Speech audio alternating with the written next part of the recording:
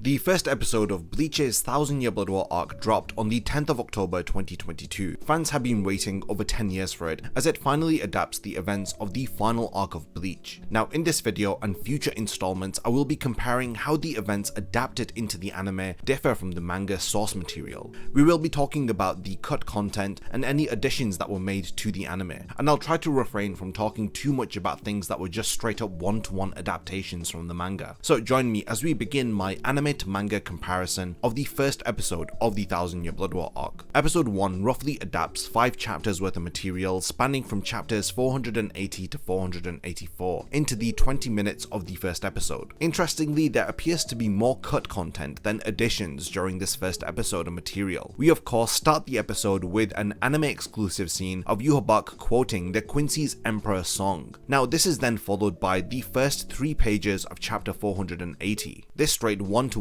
adapts the Soul Society's Research and Development Institute reacting to a large number of hollows suddenly disappearing. Now these events that are adapted into the anime are not really changed much from the manga, but things do begin to slightly change following this scene. The conversation between Kuromadani, Ryunosuke and Shino actually takes place in the Soul Society within the manga, but in the anime it is repurposed and the talking points are included upon their arrival in Karakura Town. Now this is a pretty minor change and it's probably done to help with the flow of the episode. Additionally, the interaction between Kuromadani and Ryunosuke at the start of chapter 480 is cut from the episode, where he falls asleep while listening to the briefing from Kuromadani. Also, there are some gags that have been removed during the interaction between Shino and Ryunosuke, like in the manga where she tells him to puff out his chest with confidence, and he laughs saying that she doesn't have much of a chest. Again, this is another minor inconsequential removal. After the two of them split up in the manga, Ryunosuke is immediately confronted by a hollow, but in the anime we see him patrol Karakura Town and we get to appreciate some really stunning visuals of the area until he rests at a bridge where he is then approached by the hollow. When Ryunosuke eventually finds Shino captured by the hollows, it is a bit more bloody in the anime, as we get an exclusive shot of her dropping her blood-covered Zanbakudo. Chapter 480 ends with Ichigo arriving to protect the Shinigami, but in the anime we are only 5 minutes in and Ichigo is accompanied with his friends who are revealed here, and each of them gets some extended time for introductions as they all showcase their abilities while fending off the large number of hollows. Now this moment of the episode incorporates elements from a flashback in chapter 481, when Ryunosuke recalls Ichigo and the others arriving to help him, and most notably Orihime healing him and Shino. Again, for the sake of pacing, the flashback is removed and we get to see an extended scene of Ichigo and the others fighting the hollows. Quite notably, in the anime, Ichigo activates his Bankai here and performs a Getsuga Tensho, which I believe is an anime exclusive scene included purely for fan service, and it works incredibly well as we are reintroduced to the world of Bleach and its main cast. At the end of chapter 480, we see someone who resembles Iban eavesdropping around the corner of a building, watching Ichigo and the others, but this is removed from the anime. Now one of the biggest cuts from this episode is a scene from the start of chapter 481, where we catch up with the Vizards who appear to be walking home from the bathhouse. It's a short 2-page interaction between Hiyori and Lisa that ends with Hiyori noticing a mysterious hole opening up from the corner of her eye. I never really was able to pinpoint what this hole was.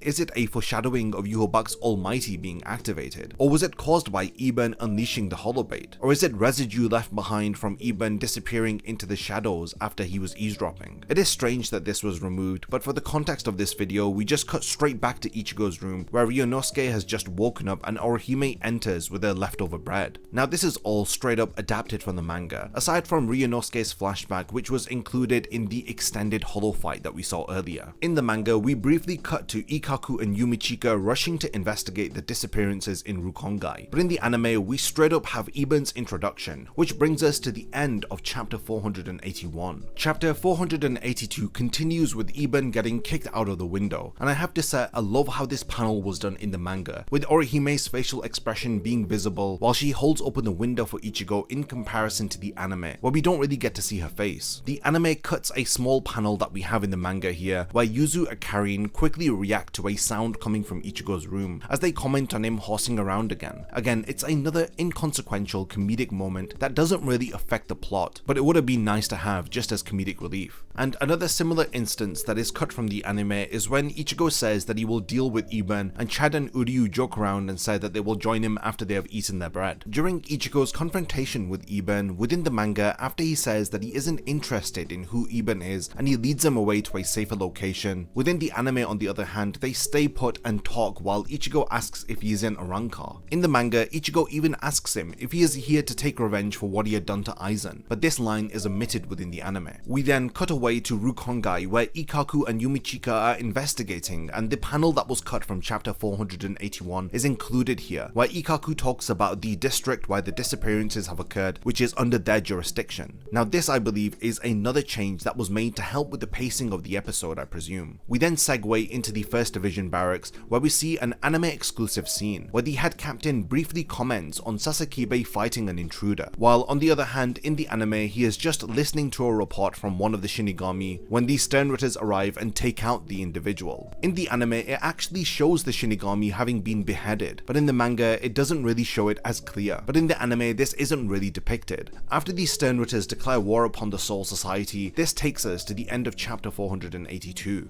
The anime does change up a lot of the pacing here as we see Yamamoto's encounter with the Sternritter until they leave. Now while Yamamoto is speaking to Sasakibe about something that the Quincy can do to their Bankai, we cut back and forth to Ichigo's battle with Iben, where he attempts to steal his Bankai. The anime changes up the pacing here so that it emphasizes Sasakibe's final words and how they match up with Ichigo activating his Bankai and Iben attempting to steal it. The manga on the other hand shows us Ichigo's battle against Iben well before Sasakibe is even shown to have been impaled and pinned to the walls of the 1st Division barracks by the Quincy Javelin. Now I do like how this was handled within the anime, and it just makes the entire scene feel more impactful than it already is. Now the battle against Iben was covered entirely in chapter 483, while the Sternritter's discussion with Yamamoto takes place during chapter 484. Like I had mentioned earlier, Yamamoto speaking to Sasakibe is synced up to Iben using his medallion to steal Ichigo's Bankai. The anime does of course bring its A-game by ensuring that the visuals are absolutely stunning during this moment, especially during the scene where the Bankai starts to break up on Ichigo's arm. The final scene of episode 1, where we cut to the Quincy Fortress Silburn, takes place at the end of chapter 484.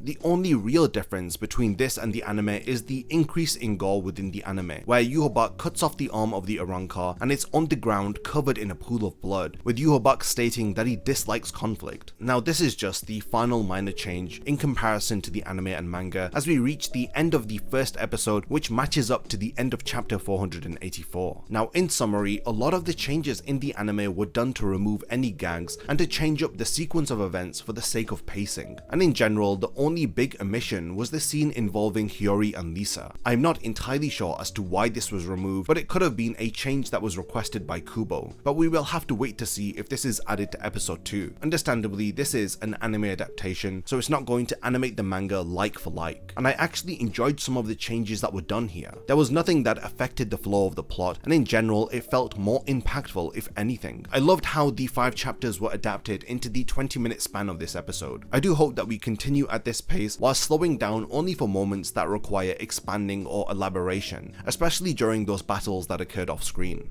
The 2nd episode, which will air next week, will begin Ichigo's journey to Hueco Mundo, and I suspect the Quincy's first invasion of the Soul Society will also be included, so it's an episode that you definitely do not want to miss. Let me know all of your thoughts about how the anime adapts the first 5 chapters of the 1000 Year Blood War arc into episode 1. Definitely continue the discussion in the comments, and lastly, thank you for making it to the end of this video, and I can't wait to see you in my next Bleach video.